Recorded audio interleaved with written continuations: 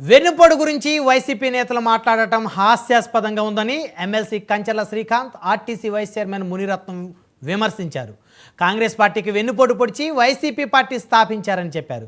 సొంత చెల్లి తల్లికి వెన్నుపోటు పొడిచిన వ్యక్తి వైఎస్ జగనేనని చెప్పారు. ప్రజలు జగన్కి తగిన బుద్ధి చెప్పారని కుప్పం టీడీపీ కార్యాలయంలో విమర్శించారు.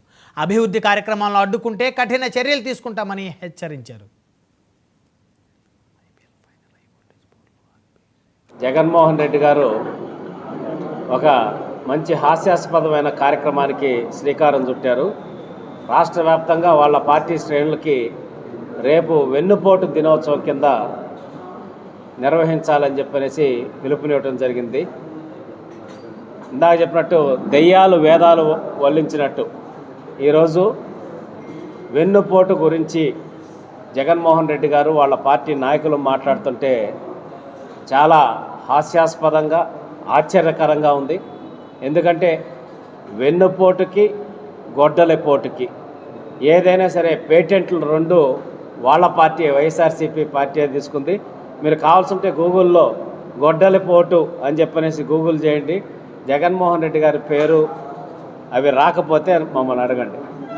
అటువంటి విధంగా వాళ్ళ కుటుంబమే ఆది నుంచి వెన్నుపోటు పేటెంట్గా తీసుకున్నటువంటి కుటుంబం. వాళ్ళ తాత రాజారెడ్డి గారు బైరిటిస్ గన్లో వెంకట నరసయ్య గారు అనే ఒక బీసీ కులానికి సంబంధించిన వ్యక్తి ఆయన్ని పనిలో పెట్టుకొని చిన్న భాగస్వామ్యం ఇచ్చి నమ్మకంతో పెడితే ఆయన్నే చంపి ఆ మైన్ని ఆక్రమించుకొని వాళ్ళ నేర సామ్రాజ్యానికి అక్కడే శ్రీకారం చుట్టారు.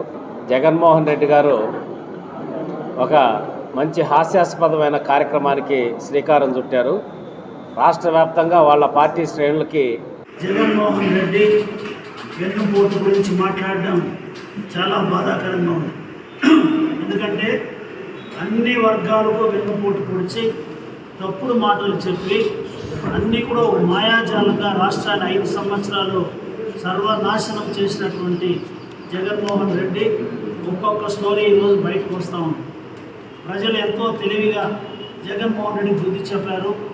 40% స్ట్రైక్ రేట్తో తెలుగుదేశం కూటమి ప్రభుత్వాన్ని ఈరోజు ఏర్పాటు చేశారు. నారా చంద్రబాబు నాయుడు గారు కుదేలైనటువంటి రాష్ట్రాన్ని ఆర్థికంగా మొత్తం సంక్షోభంలో ఉన్న రాష్ట్రాన్ని ఈరోజు బాగు చేయాలని రాత్రి పనులు కష్టపడుతున్నారు. కుప్పం నియోజకవర్గం అభివృద్ధి విషయానికి వచ్చినప్పుడు ఇక్కడ ఐపీఎల్ ఫైనల్